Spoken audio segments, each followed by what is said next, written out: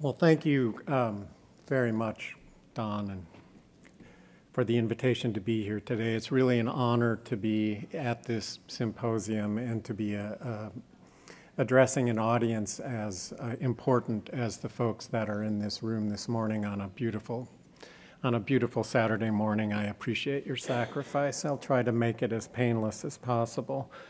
But I have to say I am really struck by the parallels between what the Environmental Working Group is struggling to do and what you've heard from my two colleagues so far this morning. And at the risk of violating the first principle of any public speaker, I'm going to depart from my prepared remarks a bit as I go through my presentation to try to point out more and more of the parallels that I've heard, because I think they're really profound. And let me just cut to the chase in case you'd like to leave and go out and enjoy this beautiful Saturday morning. But really the two critical points I think that we've heard already and that I was going to try to reinforce in my presentation is that when it comes to communicating data, information, scientific findings in ways that actually affect the choices that consumers or policymakers make, is you have to make the information personal and you have to make the information visible. And there's been example after example already this morning about just how powerful and compelling information can be if it's made simultaneously personal. That's Francesca. Those are the older women that we just saw in Ma-Jun's presentation. And if it can be made visible. And making it visible can mean different things. It can mean a map, which makes data both visible and personal because you can locate yourself personally in that geography in relationship to those data. Or they can be made visible by bringing data forward that is currently invisible, like Ma-Jun's database on pollution violations. I think that's the way the Environmental Working Group has consistently tried to think about how do we enter this space with using information to shape choices not only of consumers but also of policymakers. And there's really that line between shaping consumer choices and shaping policy choices is really much blurrier and much more integrated than you would think at first. So you would hope that an organization whose tagline is the power of information, when asked to give a presentation about how to use information to shape sustainable choices, would find this a really easy presentation to do. But I have to say, I thought a long time about how to enter into this discussion with you. And this presentation would have been far easier if you asked me to make it 4 years ago or even 2 years ago. Because even 2 years ago, our basic strategy in terms of moving information out into the public domain was really to do the research, to acquire the data, to do the analysis, to understand the implications of that information, and then go to the traditional media, largely newspapers, radio, television, that infrastructure that was really the interface between information and the public, and work with our longstanding relationships with journalists and get that information out in front of people using that existing traditional media. That traditional media in the United States is really, in large part, collapsing. And we have been forced, although now we say we were forward-looking, but really we were really forced into this new media environment with the internet and blogging and Facebook and Twitter and all of the tools that Carl mentioned. And it's really created now for us a really substantial internal debate about, are we now the media? Is the Environmental Working Group now a member of the media? And I can't tell you how much that changes our internal thinking about who we are and how we're using information. We still rely heavily on the traditional media, but this sea change that's occurring in the United States, and I expect in China as well, is creating all kinds of opportunities to use information to shape sustainable choices, but it's also creating really significant challenges for organizations like the Environmental Working Group, and really pushing us out of our traditional area of expertise and our comfort zone in a lot of ways. So what I finally decided to do was to just share with you some examples of the different ways that we have tried to use information, different strategies and approaches we've tried to use information to shape both consumer choices in the marketplace and policymakers' choices in the public policy marketplace. So I'll do that first. And then I would like to conclude with some comments, given the nature of this audience, about our concerns about whether the kind of information that is going to be available to us and to the community going forward is really the right kind of information to meet what looks like sustainability challenges in a very difficult and perhaps painful and urgent century that we're in today. And just one caveat, given what I do, most of my remarks will focus on water and eventually some of the agricultural issues in the United States, because that's where I spend my time. But we do, our basic business model has two components to it. One component is what we internally call tools. And these tools are essentially databases that assemble large data sets and then make those data available to users in ways that are useful to a consumer, useful to a policymaker, useful to a journalist, useful to an opinion leader, very similar to the pollution maps that you just saw. And our second basic business model is really an extended form of investigative journalism, which is a lot of what you heard from Carl, if you saw his talk yesterday or his brief remarks this morning. And those are the sort of the two streams that we follow in terms of using information. And I'll show you examples of both of those. So in terms of making things personal, what's more personal than what you drink? What's more personal in terms of your sustainability choices than what you actually ingest, whether it's food or water? So one of our ways into this, this information, using information to affect choices, is this tool, or this investigative journalism piece here, where we actually went out and bought bottles of bottled water, sent it to a certified testing laboratory, and asked them to tell us what was in this water. And remember, commercially, the aura around bottled water, if not explicitly communicated, but implicitly communicated, is this is somehow better than the water in your tap. It's pure, it's cleaner, it's fresher, it comes from Ice Mountain, wherever that is.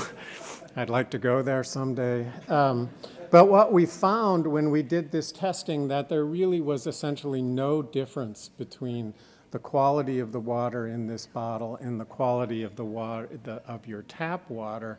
And in some cases, the quality of the water in the bottled water was actually worse than tap water. So that's a piece of investigative journalism where you go out, you do some work, you shine a bright light on what is an assumption that seems to be in the marketplace, and you try to, in our point of view, reveal the truth about this particular product. And as Majun mentioned with Apple, you can call out the company that makes this particular brand of water and put some pressure on that company to improve its behavior. A step beyond that, still in the bottled water arena, is one of these tools that I talked about, where we bring a database together and provide access to inform consumers about the choices they are making.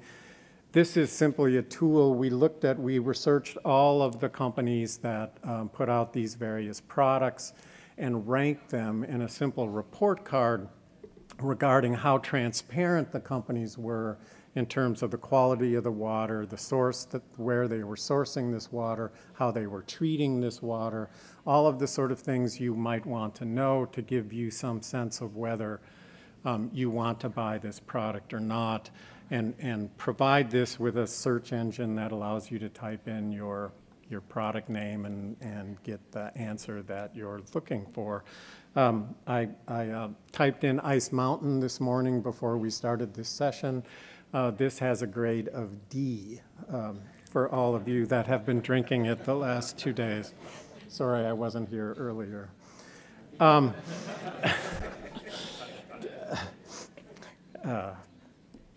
won't go there. So if then, following on this notion of trying to inform consumers about something as personal as what you're drinking, if the bottled water isn't any better than tap water, then how good is your tap water? What is the obvious next question. So this is both a tool and a piece of investigative journalism and a tool. What we did is get a hold of all of the data that drinking water utilities in the United States have to provide to state agencies in the United States when they test their finished drinking water to determine whether that finished drinking water meets the health standards that are established under the Safe Drinking Water Act in the United States. So we did that, we assembled it, we analyzed it, we put out a piece in front of the press about our findings that showed there were substantial drinking water utilities who were not consistently meeting those health guidelines, and we looked at where those sources of pollution are coming from. We got, fortunately, a lot of coverage in the media, but then going beyond that, we took those same data and created a tool where you can type in your zip code or the name of your water company if you happen to know that. I think probably maybe 2% of the American public actually know the name of their drinking water utility.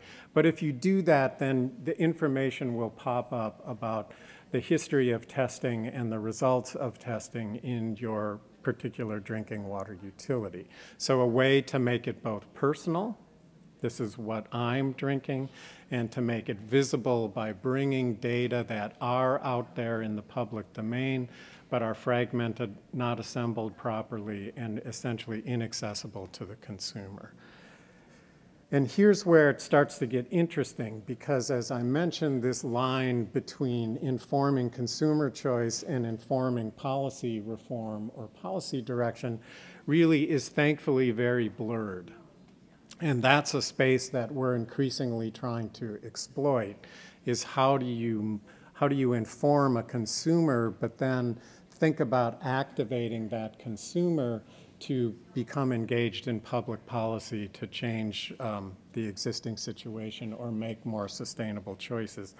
The example here is you move a person from bottled water to tap water as the sustainable choice, and then try to get that person to engage in the public policy arena about really devoting much more of our resources to protecting source water, reducing pollution of source water at the get-go, rather than our current model, which is to sort of take whatever source water we've got and spend $1 gazillion treating it. So can we take a consumer that started with bottled water, move them to an understanding of tap water, and then move them into engagement in trying to lobby for greater protection of source water quality? That would be a very nice progression of sustainable choices both in consumer and in the public policy arena, with just using drinking water as the example. Coming soon, this is a new project for us. We're trying to see if we can do something similar as what we've done with drinking water with meat. And if you were in the water footprinting session yesterday, you know how big a water footprint that meat has. And we're just in the very initial stages of thinking, how can we use sustainable choices around meat consumption as a way to push to do this same sort of chain from consumer choices to public policy around livestock in the United States, which is a huge issue in terms of long-term sustainability. But what we've also found is, the saying goes in the food community in the United States, there's only so much you can do with your fork, right? There's only so much that an individual consumer can do in the food choices that they make. They can certainly create a more sustainable family lifestyle, but for example, in the data we've analyzed on greenhouse gas emissions from meat, even if the United States became completely vegetarian, we would only shave a few percentage points off the total US greenhouse gas emissions. So is it important for an individual? Yes, but can we meet the United States goals for greenhouse gas emission reductions by changing the way we eat? No. So part of our work is to both inform consumers about the choices they can make, but also make sure they understand that engagement in public policy is really the only way we're going to get where we need to go. So now moving into the idea of using information to shape public policy, we have a thing in the United States called the Farm Bill. It's a piece of legislation that comes up every 5 years. Since 1995, that piece of legislation has sent $272 billion US out to the countryside, or I should say you'd think it was going mostly out to the countryside. But a huge investment of taxpayer dollars with fundamental, very profound implications for the sustainability of agriculture in the United States, and huge implications for natural resource quality, water quality, soil quality, air quality. It is really a major piece of environmental and sustainable legislation, but that is absolutely not the way Congress approaches this particular piece of legislation. So this is one of the tools that I mentioned earlier. What we did is use a very important piece of legislation in the United States called the Freedom of Information Act, which allows groups like us to legally request information, in this case from the Department of Agriculture. We assembled this insanely huge data set about who individually gets these subsidy checks every year from the Department of Agriculture, and we assembled them into what has now become this famous farm subsidy database, at least if you're unfortunate enough to be devoting your career to shaping farm policy in the United States. Not a career choice I would recommend to any of the students in the room, but talk to me afterwards if you're silly enough to think about doing that. But as with Majun's example of the challenge with these huge databases is figuring out how do you cut them up and allow people to get into these huge data sets in ways that make sense to a consumer, that make sense to a policymaker, that make sense to a journalist.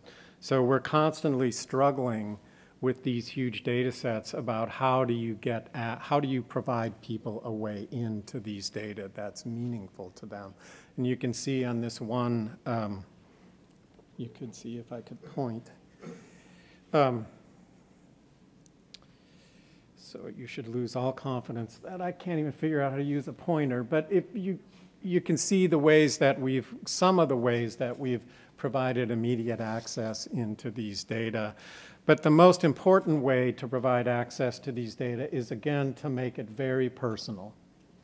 So you can actually type in a human being's name if you happen to know who your neighboring farmer is, and you will find out how many subsidies checks and what kind of subsidy checks that individual's had. If you know a business name, you can find out the same information for a large farm corporation. If you just know where you live, you can find out how many farming operations are getting subsidies in your neighborhood. Two things about this. If you were silly enough to engage in the farm policy debate since the early 80s, you know that there have been reams, literally reams of scientific economic analyses that have been done about the distortions in U.S. farm subsidy programs, about their negative consequences, intended or unintended, for the environment, for sustainable agriculture, for family scale agriculture. This story had been told over and over and over and over again in the scientific literature. To essentially no real effect in terms of shaping different choices in farm policy. But it was amazing to watch the impact of making these data visible and personal. When the data were first released, the first lesson that people, policymakers, and journalists got from this data set is you don't have to be a farmer to get farm subsidies. If I can digress for a minute in an internal EWG anecdote, these data were all built for the first time around 95, 96, and you can imagine the lack of computing power at that time to do this project. But when the data were finally assembled, I was not with EWG at the time. The first question my boss, Ken Cook, asked, who's a master communicator, is type in the zip code 90210. Now, some of you in the audience know that zip code, some of you don't. 90210 is the zip code for Beverly Hills in California. It also was the name of a remarkably vapid television series about beautiful young men and women with way too much money and time who resided in Beverly Hills. So they typed in the zip code 90210, and up popped a remarkable number of farm subsidy recipients who were residing in Beverly Hills. And this is true across the country. Hundreds of farm subsidy recipients in Manhattan, Chicago.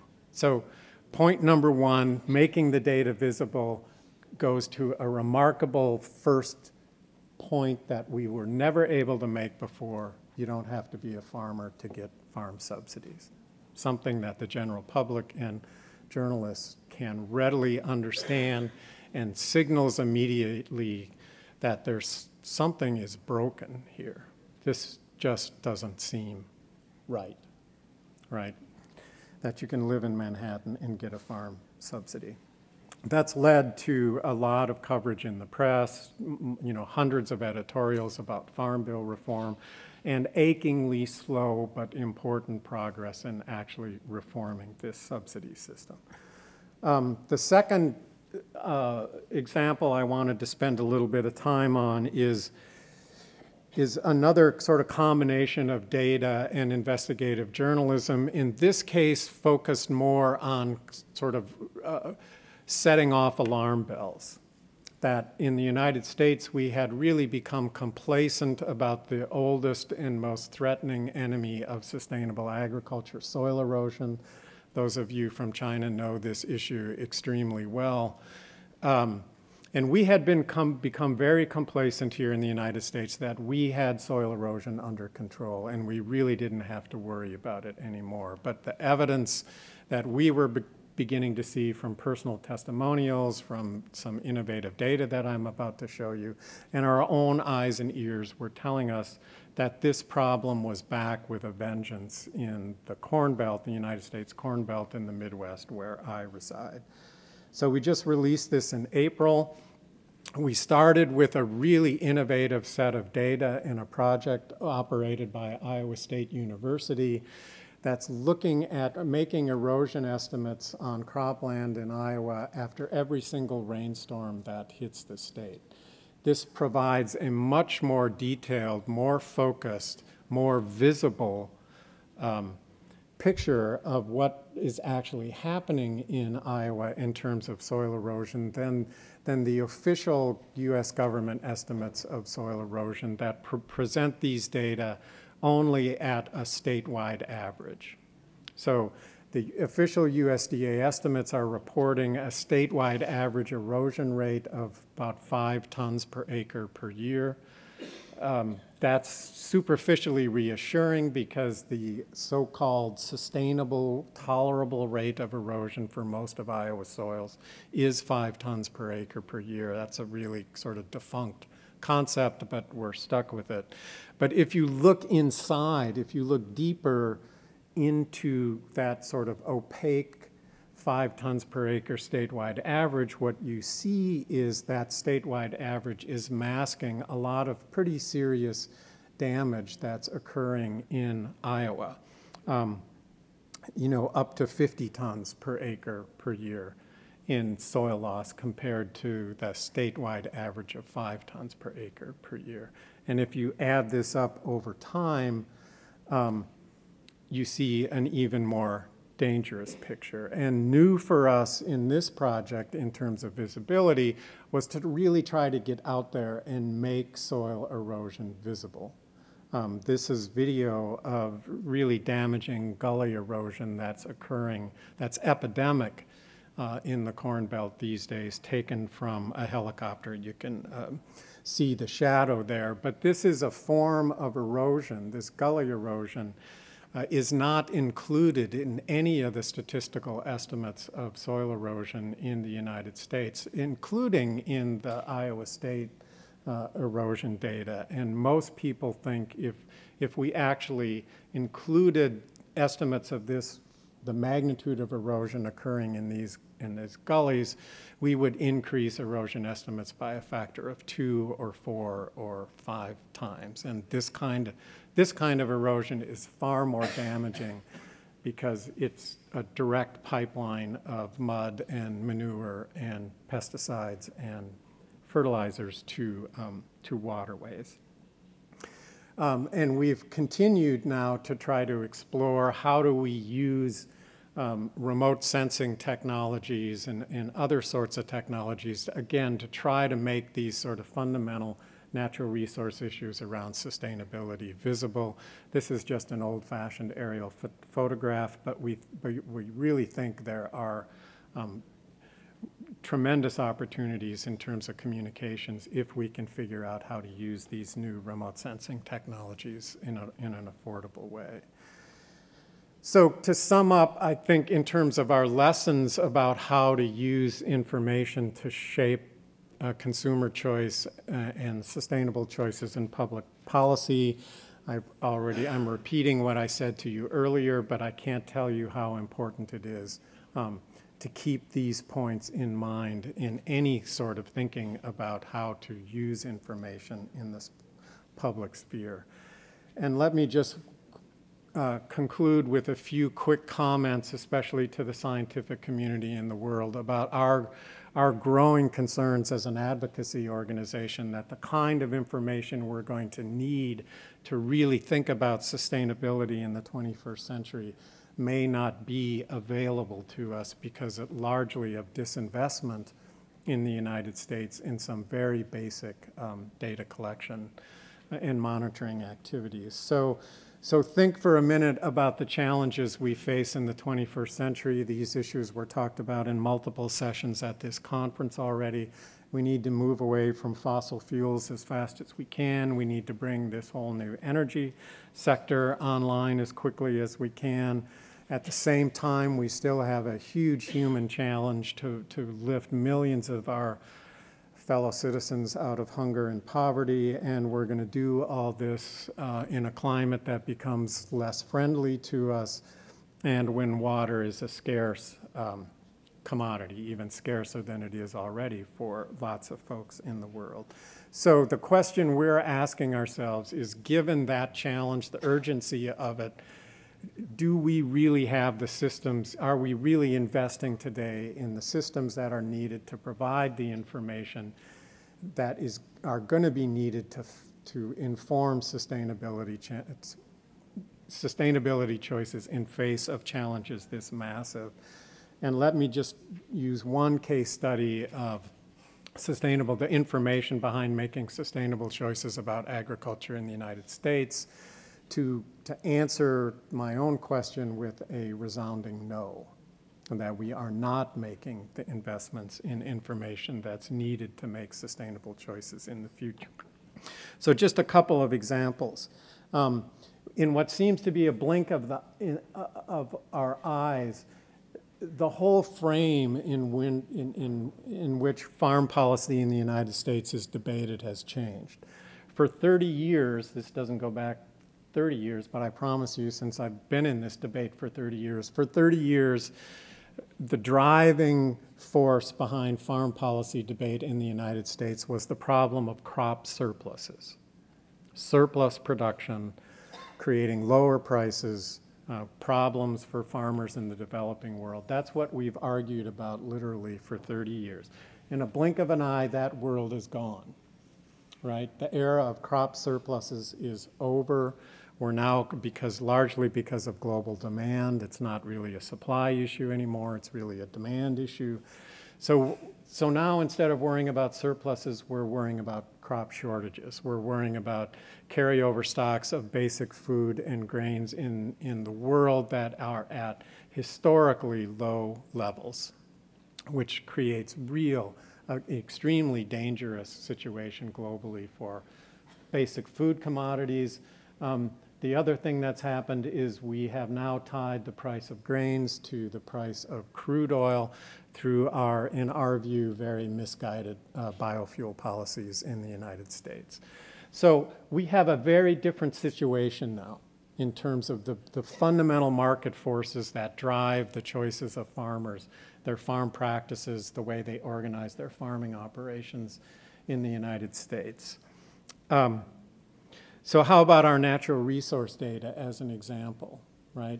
Are our natural resource data keeping up with this fundamental change in the driving forces behind sustainable agriculture in the United States?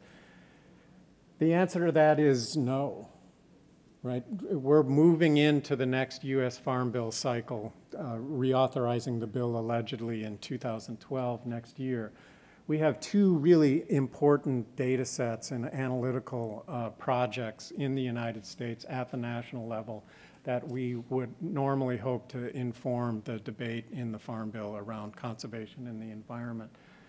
Both of those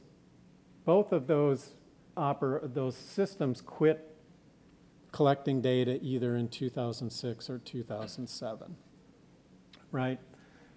This graph is kind of hard to read, but 100 is the price index in 2006. In 2006, corn was $2 a bushel.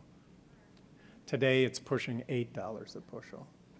The implications, if you lived where I do in the Corn Belt, of this change on natural resources are compelling, profound, very disturbing. And they've happened in a blink of the eye, and we're going to go into a Farm Bill debate with a set of data about natural resources and a whole bunch of analyses based on data collected here that's essentially going to tell us about what things used to be like and tell us really almost nothing about what things are like today and the challenges we're going to face in terms of natural resource sustainability in the coming century.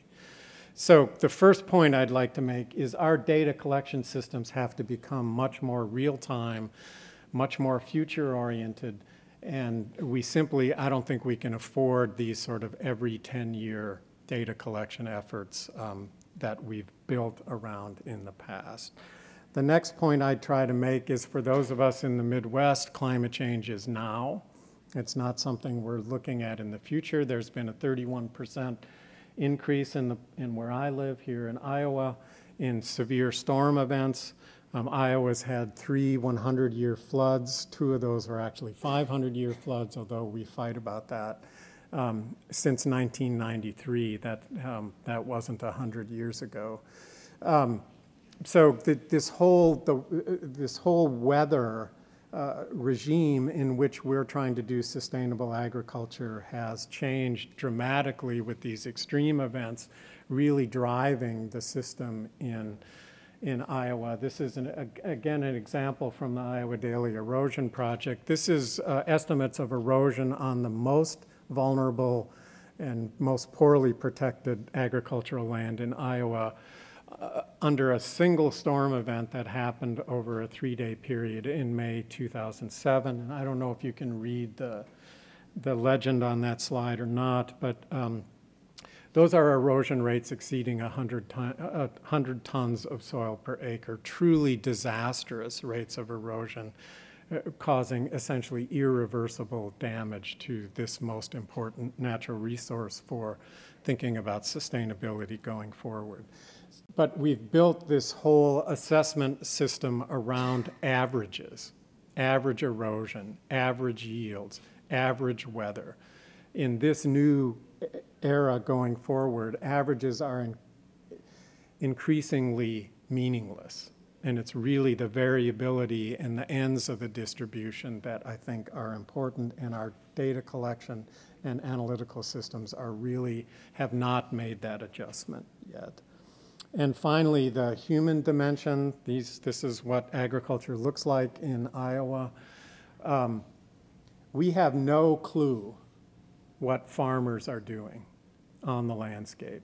We know far more in far more detail about soils in Iowa than we know about the single most important factor driving sustainability in agriculture in the Midwest, and that's what farmers are doing, what rotations they're using, what fertilizer management strategies they're using, tillage management strategies.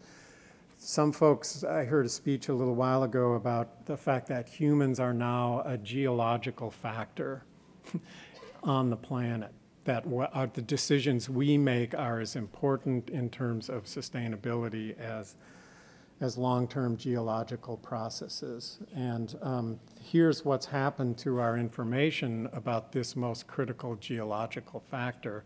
Just one example. We used to do annual cropping practice surveys in the United States that would tell us a fair amount of information about what kind of practices were being used to grow our crops. You can see the timeline here: annual, 96, 97, 98, 99, 2000, then a 5-year gap to 2005, and we have no data since 2005. That's happening across the entire U.S. Department of Agriculture system.